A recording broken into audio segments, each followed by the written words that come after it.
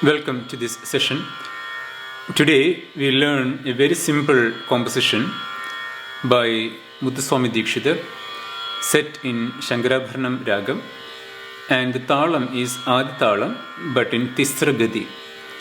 So this is really a follow-up lesson from last week where we discussed about tisra gathi and how we can practice that and use some of the simple varishas and how we can improve our knowledge on tisra gathi.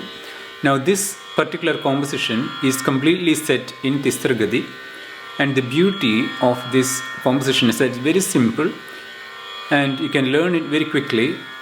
And if you are ever in doubt about how tisra gathi sounds like, you can go back to this composition in your memory and you'll be able to do that. So let me first take you through the composition. I've given the lyrics and the notations in the description box, so you can write them down and follow it. So write it down in groups of 3 notes with each time. And the adi talam, remember it is 1, 2, 3, 4, 5, 6, 7, 8. So we'll make a start.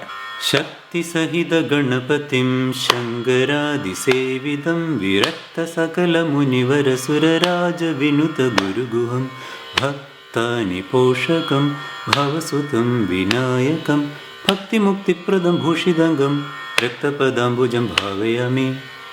So the beauty of this composition is so simple, but yet you can use this if you are ever in doubt of how tisra gathi will sound like.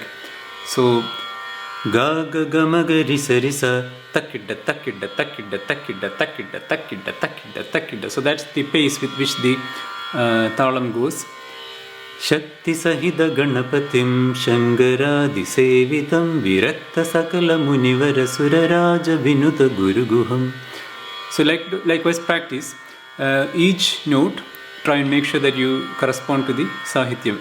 Ga ga ga ma ga ri sa ni sa ri ga sa ga ga ga ma ga ri ga ma ga ri ga sa pa sa ni sa ri ni pa sa ga ri ga ri ni pa sa ga ri pa da pa ma ga ma ga ri sa ni pa da ni sa. Shakti sahita ganapatim Shankaradi sevidam virakta sakala muniva rasura raja vinutha gurugu ktha-ni po-sha bhavasu vinayakam bhakthimuk thipradham bhushithan rakthapa dambujam bhavaya. So that's how you can practice and sing this composition.